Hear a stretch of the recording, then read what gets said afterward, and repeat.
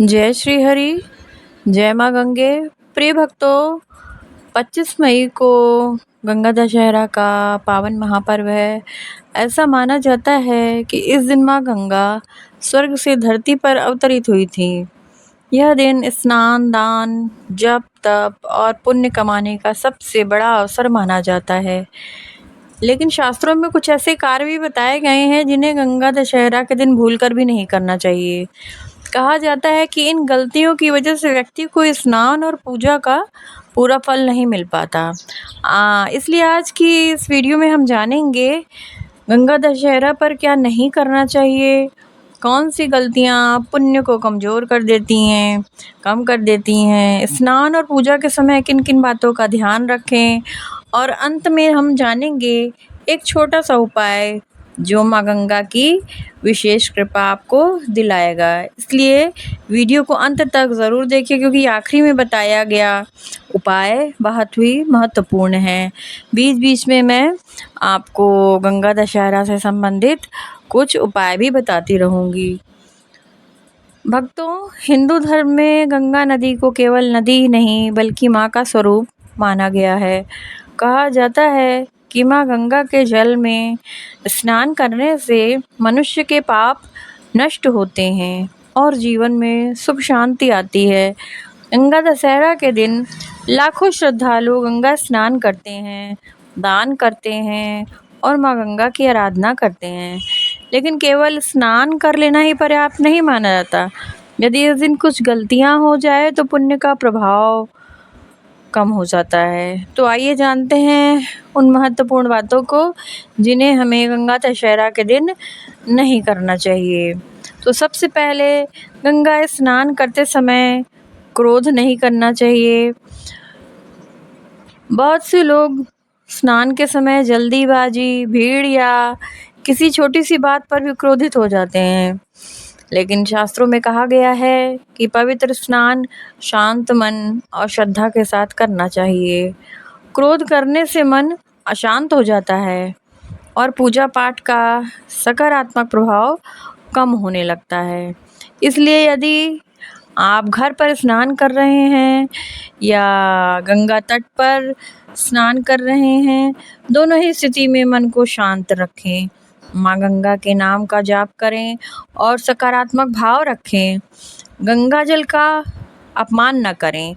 दूसरा सबसे महत्वपूर्ण कार्य जो हमें नहीं करना चाहिए, गंगा जल का अपमान। गंगा जल को अत्यंत पवित्र माना जाता है।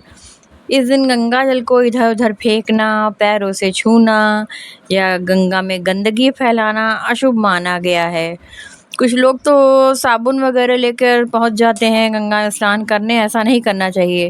गंगा स्नान करने जाने से पहले सर्वप्रथम अपने घर में प्रतिदिन कार्य से निवृत्त होकर घर पर ही साबुन वगैरह जो भी लगाकर नहाना हो स्नान करें। उसके बाद ही गंगा जी की तरफ जाएं और वहाँ स्नान करें। यदि आपके पास गंगा जल है तो उसे साफ पात्र में रखें, पूजा में श्रद्धा से उपयोग करें। इस दिन झूठ और कटु वचन न बोलें। ये भी एक सबसे बड़ा कार्य, बड़ी गलतियां हैं जो इस दिन नहीं करनी चाहिए। गंगा दशहरा के दिन झूठ बोलना, किसी का अपमान करना या कठोर शब्द बोलना अच्छा नहीं माना जाता। ऐसा कहा जाता है कि इस दिन व्यक्ति को अपने विचार और वाणी दोनों को पवित्र रखना चाहिए। यदि किसी से विवाद हो जाए तो शांत रहने का प्रयास करें, यही सच्ची पूजा है। चौथा, बिना स्नान के पूजा न करें। बहुत लोग जल्दी में बिना स्नान किए पूजा शुरू कर देते हैं, लेकिन गंगा दशहरा पर शुद्धता का विशेष महत्व होता है। सुबह जल्दी उठकर यदि संभव हो तो स्नान के जल में थोड़ा गंगा जल मिलाएं। इसके बाद स्वच्छ वस्त्र पहनकर माँ गंगा की पूजा करें। पांचवा कार्य है, तामसिक भोजन से बचें। इस दिन तामसिक भोजन नहीं करना चाहिए। इस दिन मांस, मदिरा, लहसुन, प्याज और तामसिक भोजन से बचना चाहिए। ऐसा भोजन जो मन को अशांत करता है और पूजा की एकाग्रता कम करता है। गंगा दशहरा पर हमेशा सात्विक भोजन करना ही शुभ माना जाता है। फल, खीर, दूध, मिठाई व साधारण सात्विक भोजन ग्रहण करें। और किसी ज़रूरतमंद गरीब को भी उसका दान अवश्य करें। तत्पश्चात स्वयं भी भगवान को भोग लगाकर ग्रहण करें। छठवां, किसी ज़रूरतमंद को खाली हाथ न लौटाएं। शास्त्रों में कहा गया है, यदि आपके द्वार पर कोई गरीब या भूखा या ज़रूरतमंद आता है तो अपनी क्षमता के अनुसार उसकी अवश्य सहायता करें। दान केवल धन का नहीं होता, अन्न, जल, वस्त्र या मीठे शब्द भी दान माने जाते हैं। सातवां, पेड़ पौधों और जल को नुकसान न पहुंचाएं। गंगा दशहरा प्रकृति और पवित्र जल का पर्व माना जाता है। इस दिन जल को गंदा करना, प्लास्टिक फेंकना या पेड़ पौधों को नुकसान पहुंचाना अच्छा नहीं माना जाता। जितनी ज़्यादा से ज़्यादा हो सके देव वृक्षों की सेवा करनी चाहिए, जिसमें सर्वप्रथम तुलसी माँ है, जो सभी सनातनियों और वैष्णवजनों के घर में अवश्य होती हैं। उन पर भी जल चढ़ाएं, पुष्प, धूप, अक्षत आदि से उनका पूजन पंचोपचार करें। यदि आप गंगा किनारे जाएं तो स्वच्छता का विशेष ध्यान रखें। आठवां है, पूजा के समय मोबाइल और ध्यान भटकाने वाली चीज़ों से ज़रूर दूर रहें। आजकल पूजा करते समय भी लोग बार बार मोबाइल देखने लगते हैं, लेकिन पूजा में मन का एकाग्र होना बहुत ज़रूरी है। कुछ समय के लिए मोबाइल को दूर रखें और पूरी श्रद्धा से माँ गंगा का स्मरण करें। नवा, बड़ों का अपमान न करें। गंगा दशहरा के दिन माता पिता, बुजुर्ग, गुरुओं का आशीर्वाद लेना बहुत शुभ माना गया है। यदि संभव हो तो उनके चरण स्पर्श करें और आशीर्वाद लें। घर के बड़े लोगों का सम्मान करना भी पुण्य देने वाला माना जाता है।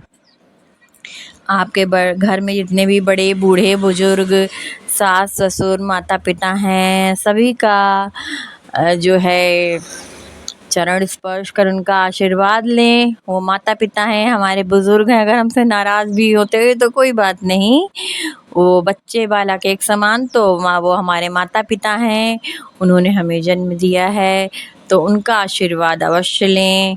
आप उनका चरण स्पर्श करेंगे तो वो दिल से आपको आशीर्वाद देंगे।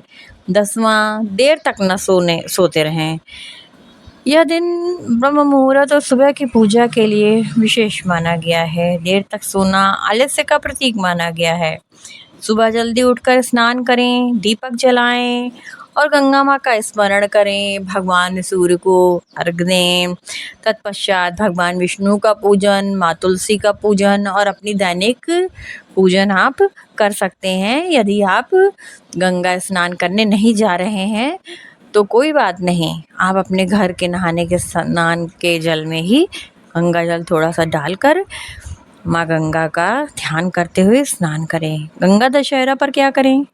अब जानते हैं शुभ कार्य जिन्हें करने से माँ गंगा की कृपा प्राप्त हो सकती है।